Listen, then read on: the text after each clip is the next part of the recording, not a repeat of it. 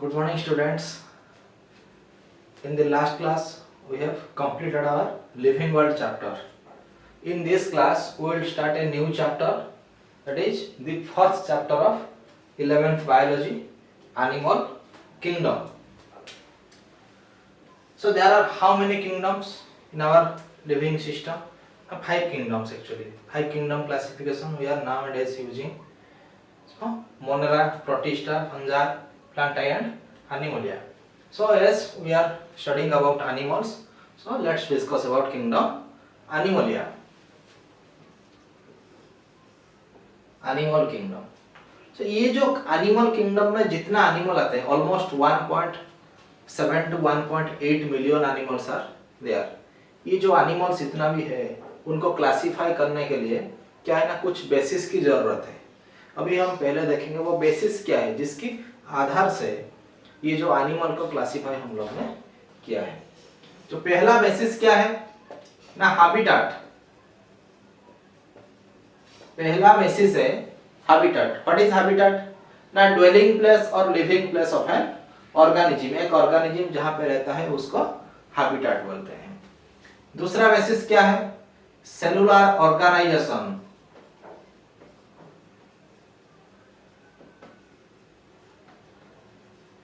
Cellular organisation और we can say the arrangement of cell.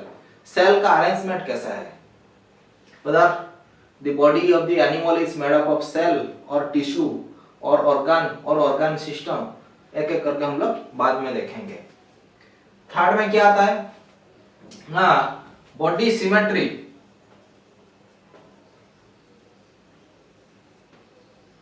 Body symmetry. Body symmetry का मतलब क्या है ना, बॉडी का जो ऑर्गन है उसका arrangement in relation to body कैसा है, उसको बोलते हैं बॉडी सिमेट्री. फोर्थ में क्या आएगा, सर्कुलेटरी सिस्टम.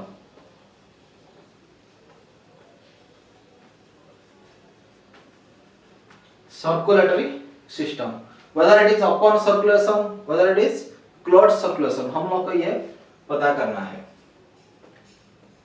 उसके बाद क्या आएगा, बॉडी कैविटी और Seelam.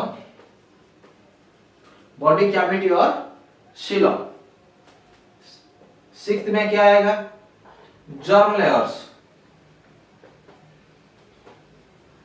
germ layers, whether it is diploblastic or triploblastic. There are 3 germ layers in organism's body, ectoderm, endoderm, mesoderm.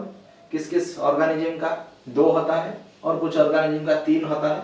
इन सब के बारे में हम लोग डिटेल्ड डिस्क्रिप्शन में देंगे. देन बॉडी सेगमेंटेशन और मेटामेरिज्म. बॉडी सेगमेंटेशन और मेटामेरिज्म. Body temperature.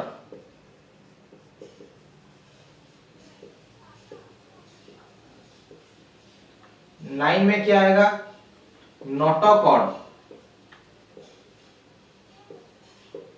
नोटोकॉड आएगा. 10th में क्या आएगा, sexual dimorphism.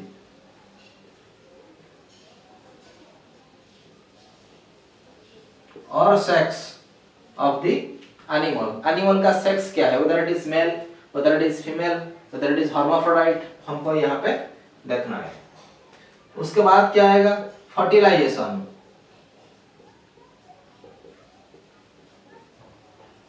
whether the animal possess external or internal fertilization. Then development. So ये जो 12 बेसिस है, ये 12 बेसिस में से आपको जो मोस्ट इंपोर्टेंट बेसिस उनमें से क्या है ना, सेलुलर ऑर्गेनाइजेशन एक मोस्ट इंपोर्टेंट बेसिस है. बॉडी सिमेट्री एक इंपोर्टेंट बेसिस है. देन बॉडी कैविटी और सीलम ये एक इंपोर्टेंट बेसिस है. जर्म लेयर्स, मेटामेरिज्म, नोटोकॉड, ये जो 5-6 बेसिस है ना, these 5-6 basis are most important. अभी हम लोग क्या करेंगे ना, now I will discuss each of the 12 one by one. Let's discuss about habitat. अभी हैबिटेट के बारे में देखते हैं। हैबिटेट क्या है ना, it is the living place of an organism और dwelling place of an organism. You can write dwelling, एक ऑर्गेनिज्म जहां पे रहता है। ये हैबिटेट जो उसका जो मेजॉरिटी टाइप है, दो टाइप का है। एक है aquatic, that means the organisms live in water, और एक है terrestrial, organisms live on land.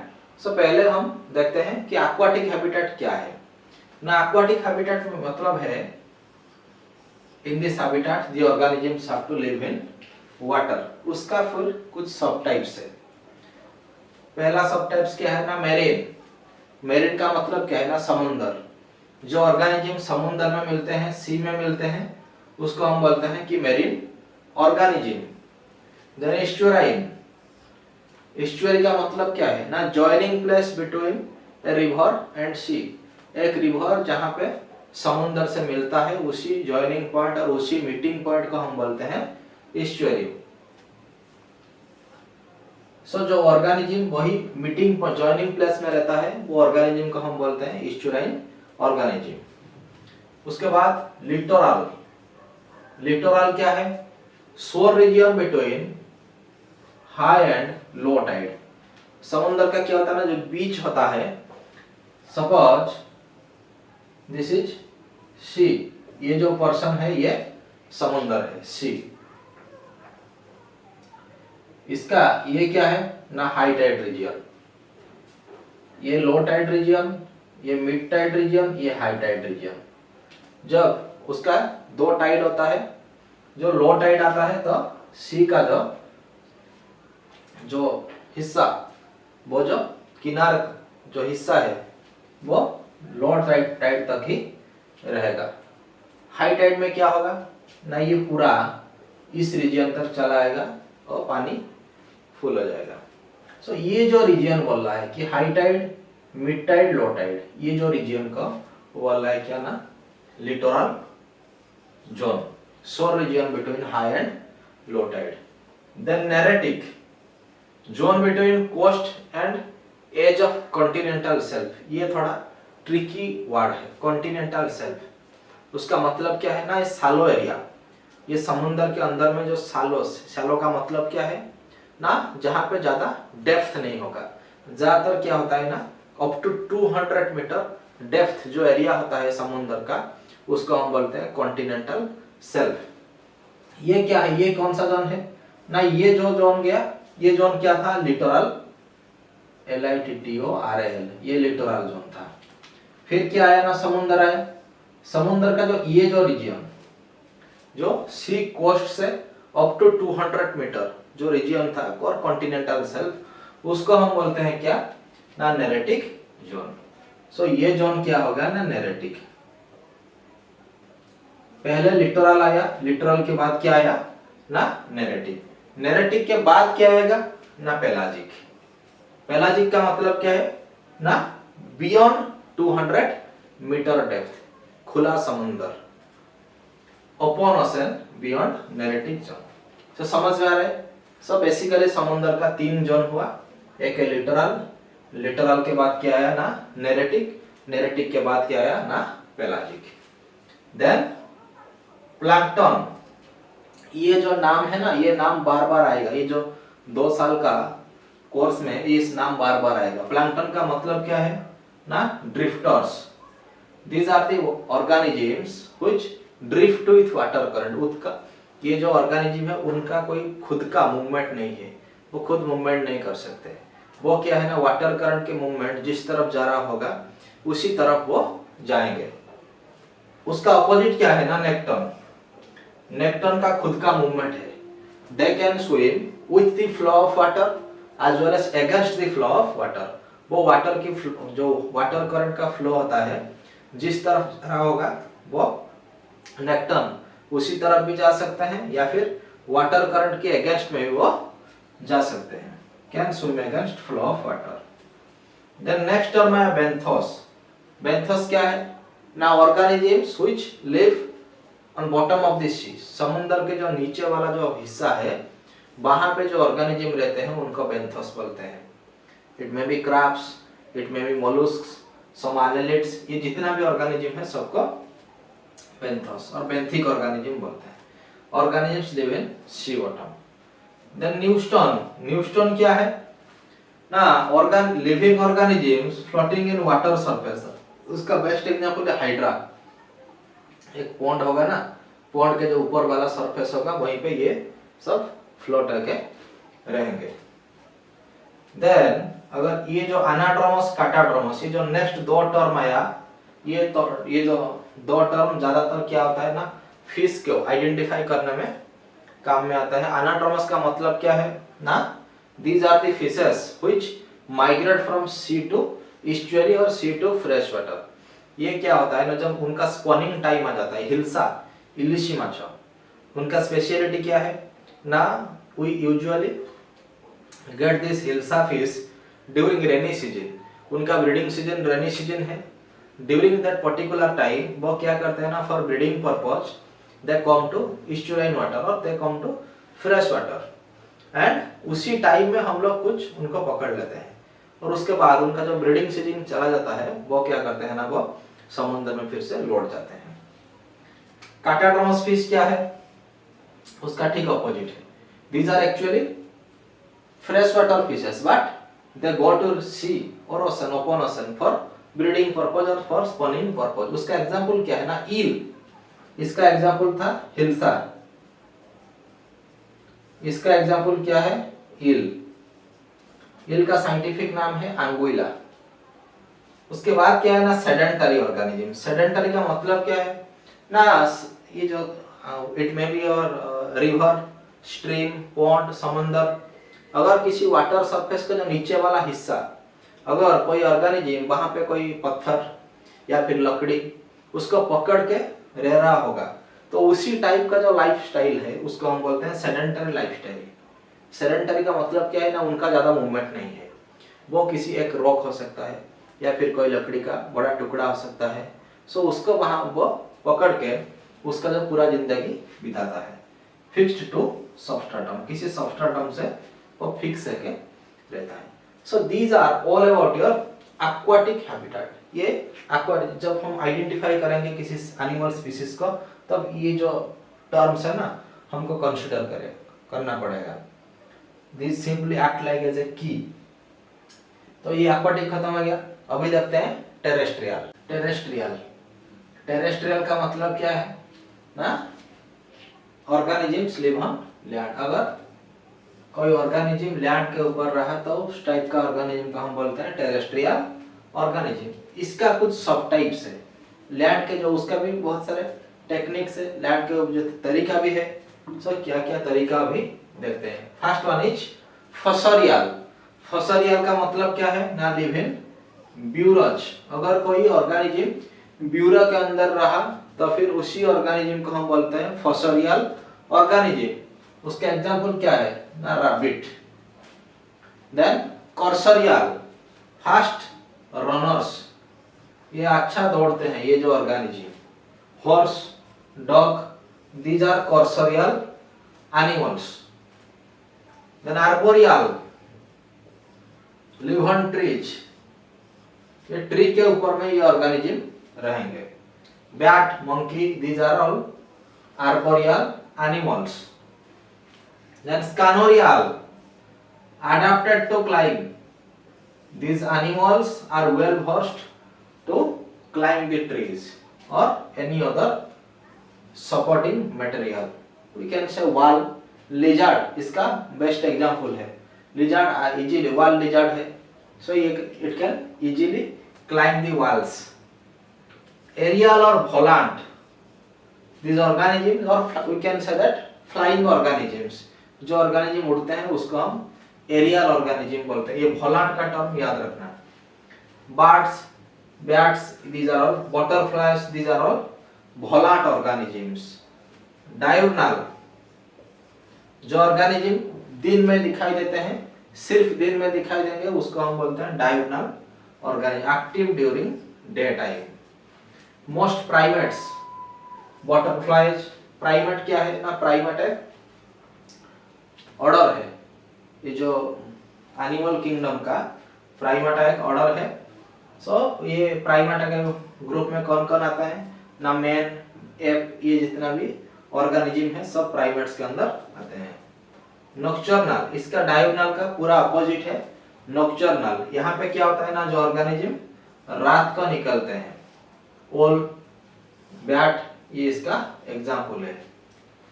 Then auroral, come out during dawn, early morning के टाइम में ये सब निकलते हैं, early hours of the day, या फिर we can say that before the sunrise.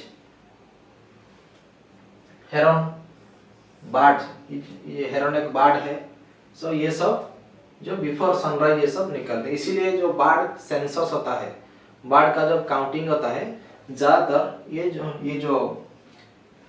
जो डॉन के टाइम में होता है, और कभी कभी डस्क के टाइम में, बट ज्यादातर ये प्रिफर किया जाता है कि डॉन के टाइम में बार्ड सेंसस हो। भास्पर टाइम, उसका ठीक ऑपोजिट है vesper time, come out during dusk, late hours of the day, after sunset, sunset के बाद में जो टाइम आता है उसी टाइम को हम बोलते हैं डस्क। रैबिट निकलता है उसी टाइम पे। क्रीपुस्कुलर, ये टर्म याद रखना, अगर कोई ऑर्गेनिज्म ट्वाइलाइट के टाइम में आया तो उसी ऑर्गेनिज्म को हम बोलते हैं क्रीपुस्कुलर ऑर्गेनिज्म। ये याद रखना, बार बार मैं रिपीट कर रहा हूँ, अगर कोई ऑर्गेनिज्म ट्वाइलाइट के टाइम में आया उसी ऑर्गेनिज्म को हम बोलते हैं क्रीपुस्कुलर ऑर्गेनिज्म।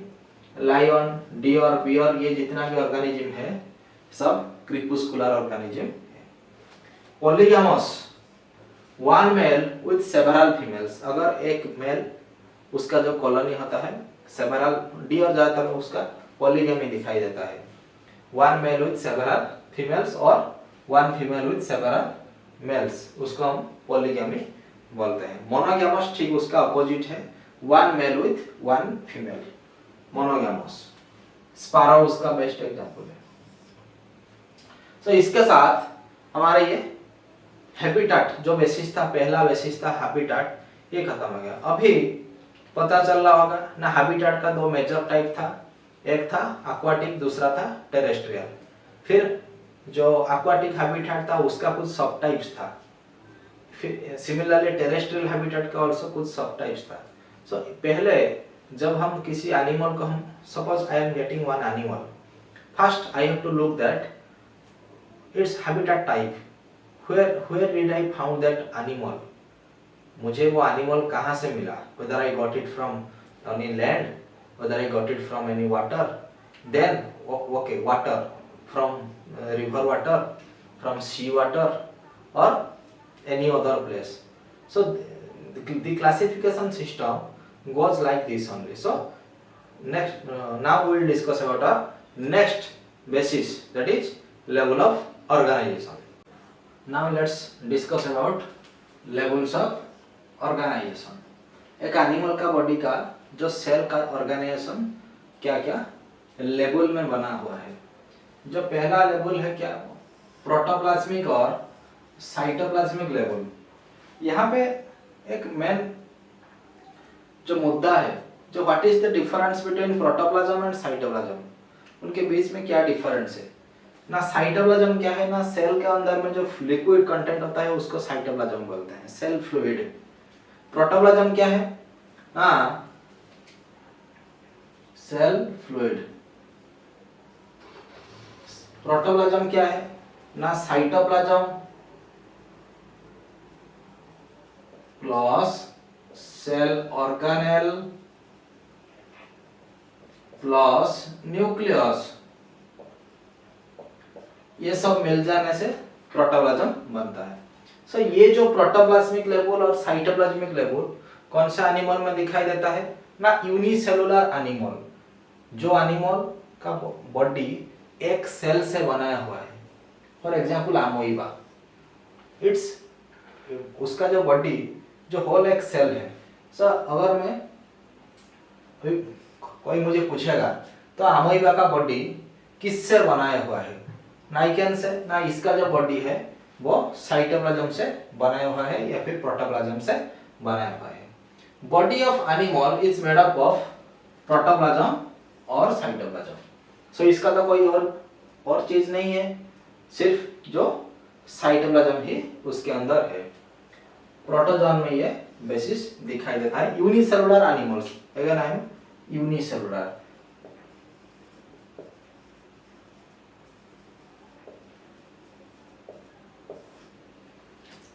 उसके बाद क्या है, सेलुलर लेवल।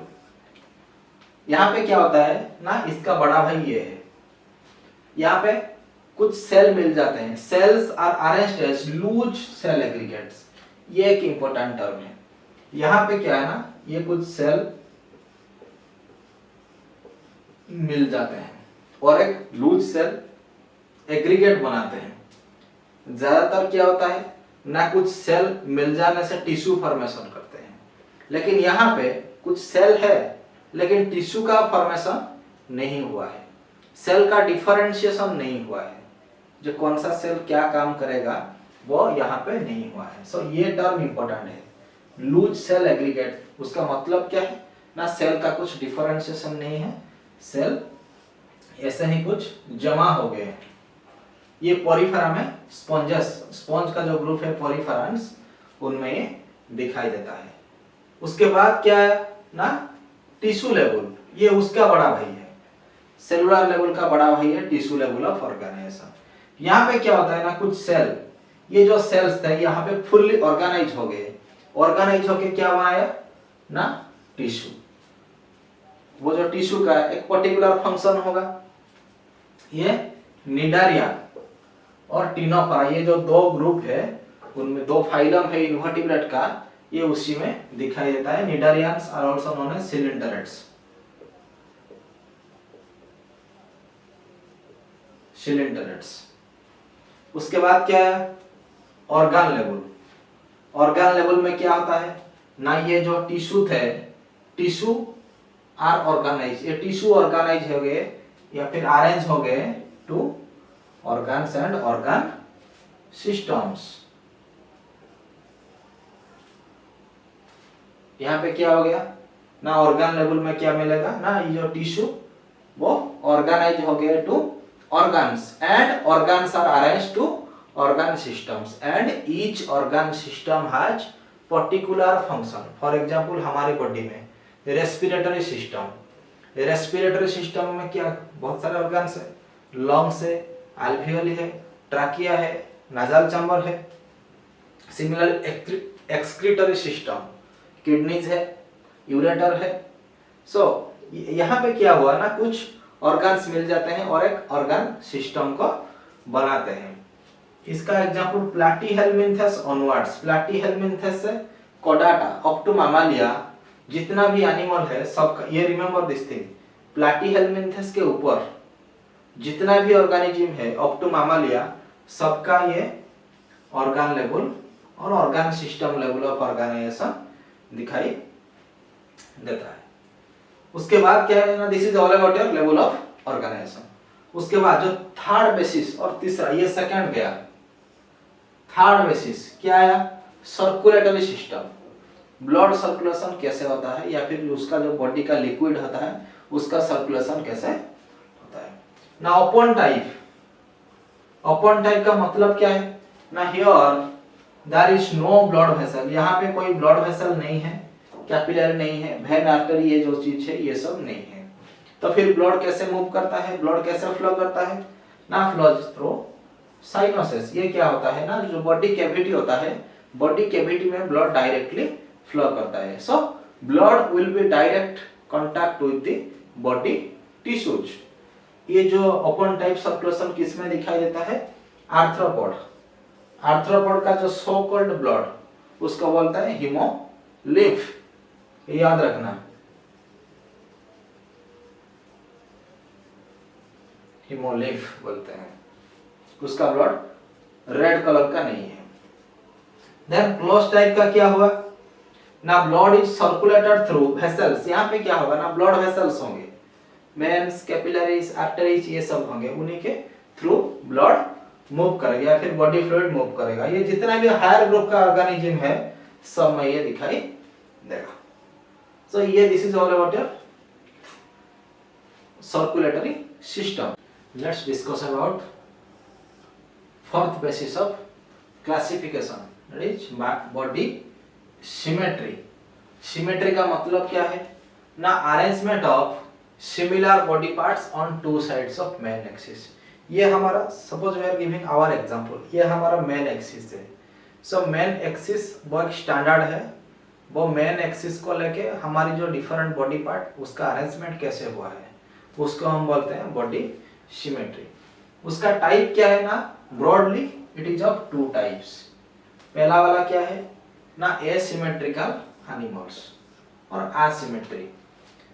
एसिमेट्री के केस में क्या होगा ना, body of animal can not be divided into any symmetrical halves. यहाँ पे क्या होगा ना, जो एनिमल का बॉडी होगा उसको हम लोग कोई सिमेट्रिकल हाफ में डिवाइड नहीं कर सकते.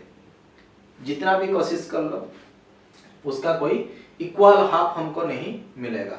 whether we will cut anyhow anterior axis, posterior axis, lateral, जो भी एक्सिस में हमको काटना है काट ले, लेकिन नहीं मिलेगा. तो फिर ये जो उसका जो एग्जांपल होगा, तो फिर क्या होगा ना, जितना इर्रेगुलर शेप्ड ऑर्गेनिज्म है सब में ये एसिमेट्रिकल टाइप ऑफ सिमेट्री मिलेगा. सो उसका एग्जांपल क्या होगा, एसिमेट्रिकल में स्पॉन्जस,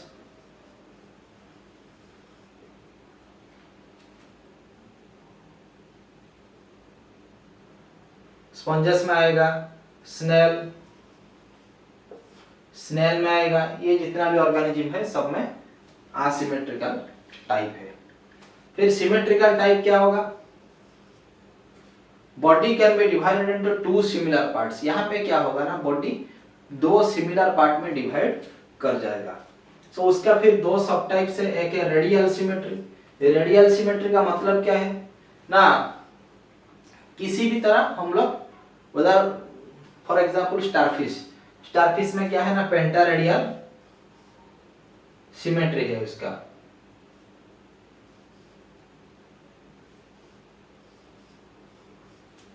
फाइव आर्म्स. सो हम लोग if we are dividing we can get 5 equal parts. हम लोग का अगर स्टारफिश को डिवाइड करेंगे तो we can get 5 equal arms. Hydra, उसका 8 टेंटाकिल होगा. We can easily divide the hydra into 8 equal parts. और एनी एक्सिस में हम लोग काटेंगे तो फिर हमको इक्वल वो पोर्शन मिल जाएगा. सो रेडियल सिमेट्री में क्या लिखा है ना, body can be divided into two similar parts by any plane. ये टर्म याद रखना, एनी प्लेन अलोंग ओरल और आबोरल एक्सिस. ओरल एक्सिस का मतलब क्या है ना, माउथ, जो एक्सिस में माउथ होता है उसको हम बोलते हैं ओरल एक्सिस. आबोरल एक्सिस का मतलब क्या है ना, अनल, जो एक्सिस में अनस रहता है उसी एक्सिस को वो आबोरल एक्सिस बोलते हैं. ये कुछ पेरिफेरल्स में दिखाई देता है, निडारियंस, टेनोफोर्स, एकाइनोडर्म्स. ये एकाइनोडर्म का एक स्पेशलिटी है. एकाइनोडर्म का जो लार्वा होगा वो बाइलेटरल सिमेट्री दिखाई देगा, लेकिन एकाइनोडर्म का जो एडल्ट होगा वो रेडियल सिमेट्री शो करेगा. ये उसका एक स्पेशल फीचर है. बाइलेटरल सिमेट्री क्या है ना, body can be divided into two equal halves और two right and left halves passing through the longitudinal axis. अगर हम एक बॉडी को लेंथ वाइज काट देंगे, लेंथ वाइज का मतलब ऐसा, तो हमको दो इक्वल हाफ मिलेगा. एक है राइट हाफ मिलेगा, दूसरा है लेफ्ट हाफ मिलेगा. अगर मैं राइट हाफ को लेके मिरर के सामने खड़ा कर दूंगा तो मुझे ऐसा लगेगा कि मिरर के अंदर मेरा लेफ्ट हाफ है. So one half will be the mirror image of another half. So उसका एग्जांपल क्या है, all vertebrates, many invertebrates like your annelids, mollusks, ये सब मिलेगा.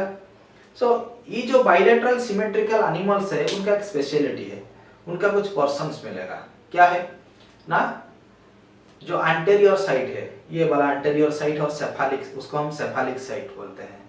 पोस्टेरियर साइड, पोस्टेरियर साइड को हम क्या बोलते हैं, एनाल साइड बोलते हैं. ये जो साइड वाला पोर्शन है ये, उसको हम बोलते हैं लेटरल साइड. समझ में आ रहा है. एंटेरियर, एंटेरियर का मतलब है सेफालिक साइड और हेड जिस साइड में होता है.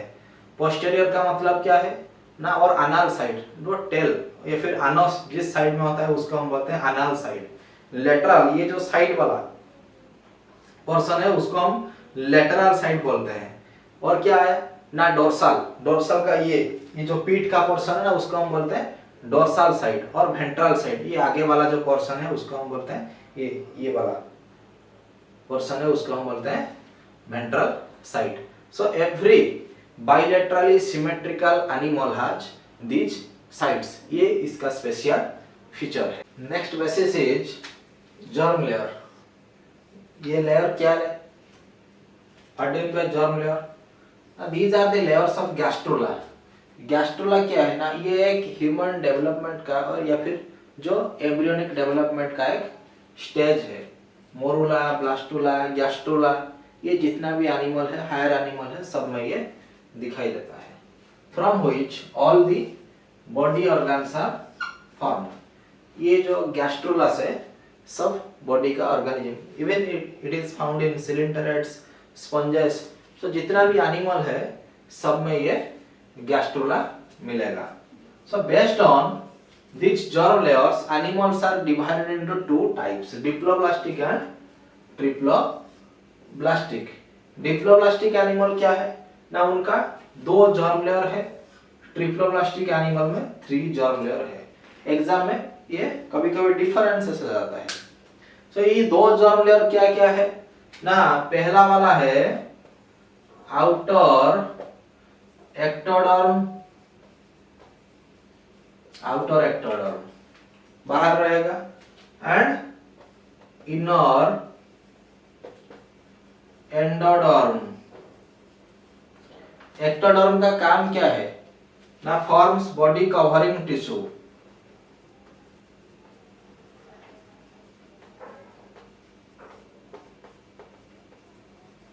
ये क्या करता है ना, बॉडी का जो कवरिंग टिश्यू है इसको ये बनाता है। एंडोडर्म का काम क्या है ना, ये वो जो डाइजेस्टिव ट्रैक्ट का टिश्यू को बनाता है। Forms tissues of digestive tract, digestive tract का टिश्यू को ये बनाता है, और एक्टोडर्म बॉडी कवरिंग टिश्यू बनाता है। इसके एग्जाम्पल क्या है, पोरिफेरंस, पोरिफेरा, देन निडारियंस एंड टिनोफर्स। ये जो 3 फाइलम का जितना भी एनिमल है they possess 2 germ layers. Triploblastic में क्या होगा ना, 3 जर्म लेयर आएगा। यहाँ पे क्या होगा ना, वही आउटर एक्टोडर्म, यहाँ पे एक बीच का एक लेयर आएगा middle mesoderm, and inner endoderm. Ectoderm क्या करता है ना, similarly body covering tissue,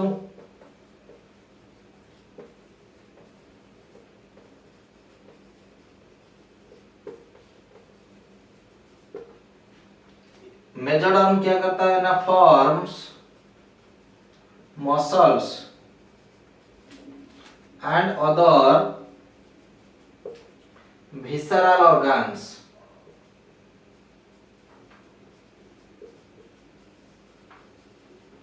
visceral organ का मतलब क्या है ना, soft internal organs like lungs, kidneys, liver, ये जितना भी ऑर्गन है इन सबको ये मेजोडर्म बनाता है। और एंडोडर्म का काम क्या है ना, टिश्यूज ऑफ डाइजेस्टिव ट्रैक्ट को बनाता है।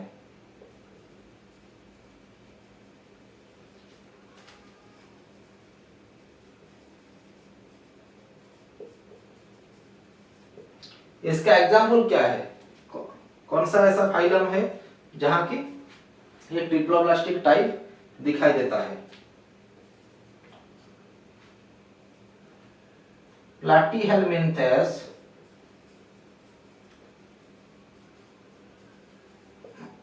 up to chordates, or we can say that up to mammalia. Platyhelminthes से मामालिया लेके जितना भी ऑर्गेनिज्म आएंगे all possess 3 germ layers. So this is all about your germ layers. So ये भी एक important basis है, हमको देखना पड़ता है कि whether that body of the animal possess 2 germ layers or 3 germ layers. If the body possess 2 germ layers, then it must be within these 3 groups. Again we have to assess other characters.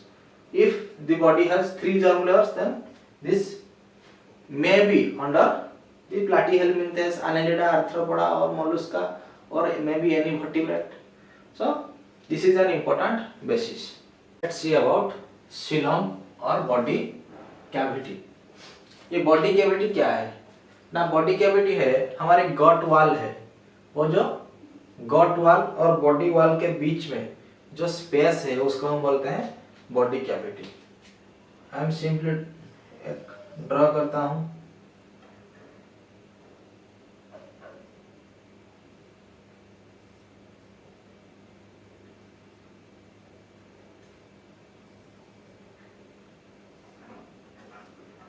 यहाँ पे क्या है ना? ये है हमारे digestive canal, ये है बॉडी वॉल, ये है digestive canal.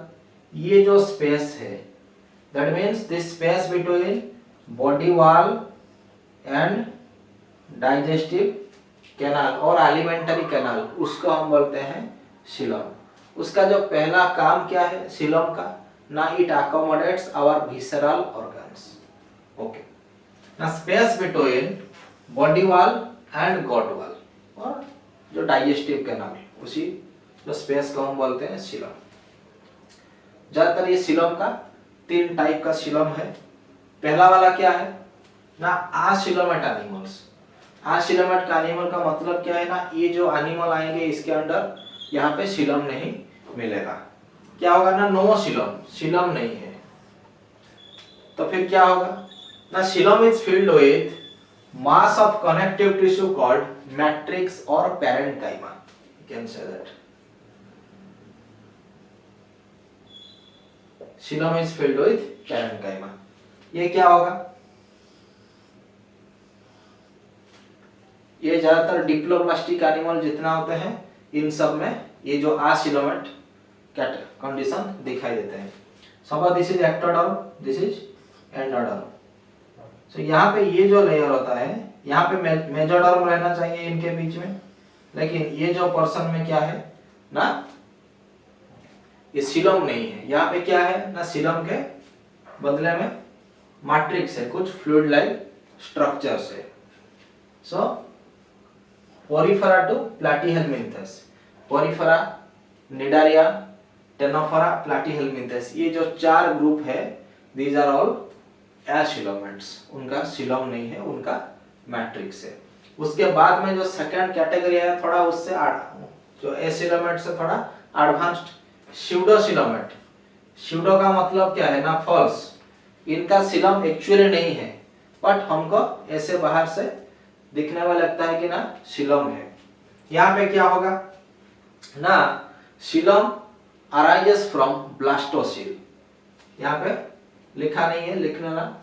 Seelam arises from blastocoel. Blastocoel क्या है ना? ये एक जो मरूला, पहले क्या था? जाइगोट, जाइगोट से एम्ब्रियो. ये जो जाइगोट का जब डेवलपमेंटल प्रोसेस होता था टुवर्ड्स एम्ब्रियो, तो फिर उस वो जो मरूला, ब्लास्टुला, गैस्ट्रुला, इसका कुछ डेवलपमेंटल स्टेजेस है. ये जो ब्लास्टुला स्टेजेस में क्या होगा ना? उसका एक कैविटी आएगा, उसको हम बोलते हैं ब्लास्टोसिल. सो ये सीलम यहाँ पे क्या होगा ना? ब्लास्टोसिल से बनेगा. और क्या होगा ना? पेरिटोनियल लेयर यहाँ पे नहीं रहेगा ये स्यूडोसीलोमेट में.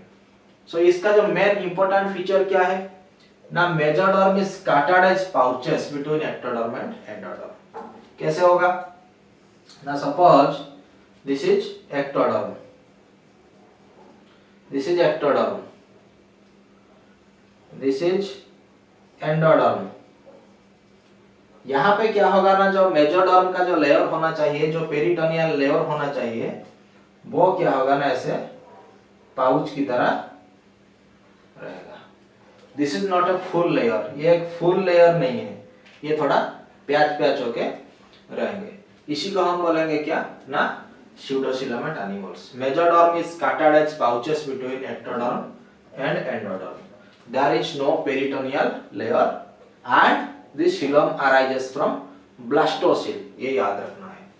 Aschelminthes, Nemathelminthes, जितना भी Nemathelminthes all possess pseudocoelomate, ये याद रखना है, एंट्रेंस में क्वेश्चन आता है। नेक्स्ट इज यूसिलोमेट, इनका ट्रू सिलम है। ट्रू सिलम का मतलब क्या है ना, they do possess all three germ layers, ectoderm, endoderm as well as mesoderm. यहाँ पे क्या होगा, xylem arises from mesoderm। यहाँ पे क्या होता था, xylem arises from blastocele, लेकिन यहाँ पे क्या होगा ना, mesoderm से true xylem आएगा। xylem is lined by peritoneal layer, pseudocoelom में ये नहीं था, and filled with coelomic fluid। ये फ्लूइड का काम क्या है ना, फ्रिक्शन को रिड्यूस करता है। हमारी बॉडी का जो इंटरनल ऑर्गन्स है ना, लिवर, लंग्स, हार्ट, ये वगैरह, वो जो उनका जो friction with our ribs and other bones, उसको ये रिड्यूस करते हैं। एनालिड अप टू मैमल्स, जितना भी एनालिडा के ऊपर आएंगे सबका सीलम मिलेगा। और क्या है ना, और एक स्पेशल टाइप का ये यूसिलोमेट का एक स्पेशल वर्जन है, उसको बोलते हैं हीमोसिलोमेट। हीमोसिलोमेट का मतलब क्या है ना, हिम का मतलब है ब्लड। सो ये कुछ एनिमल ऐसे होते हैं जिनका Seelam is filled with blood, उनका जो पूरा सीलम है वो ब्लड से भरा हुआ है। सो ज्यादातर जितना भी ओपन सर्कुलेटरी सिस्टम वाले ऑर्गेनिज्म है, ओपन सर्कुलेटरी सिस्टम वाले ऑर्गेनिज्म, सब में ये हीमोसिल कंडीशन दिखाई देगा। Coelom is filled with blood like fluid और हीमोलिम्फ, ये किस में दिखाई देता है ना, एग्जाम्पल आर्थ्रोपोड, और simply we can say that cockroaches. Coelom का फंक्शन क्या है ना, अकोमोडेट्स विसरल ऑर्गन। पहला फंक्शन है ये जो कैविटी नहीं होने से क्या होगा ना, हमारे जो इंटरनल ऑर्गन को जगह नहीं मिलेगा वहां पे रहने के लिए। और क्या होगा ना, जो सीलोमिक फ्लूइड होगा वो फ्रिक्शन को रिड्यूस करेगा, ऑर्गन जो फ्रिक्शन होता है उसको रिड्यूस करेगा और बेटर एनवायरनमेंट देगा वहां पे रहने के लिए। और क्या होगा ना, एक्ट्स एज शॉक ऑब्जर्वर, ये शॉक को ऑब्जर्व करेगा। सो इसका ये मेन 3 फंक्शन है सीलोमिक फ्लूइड का।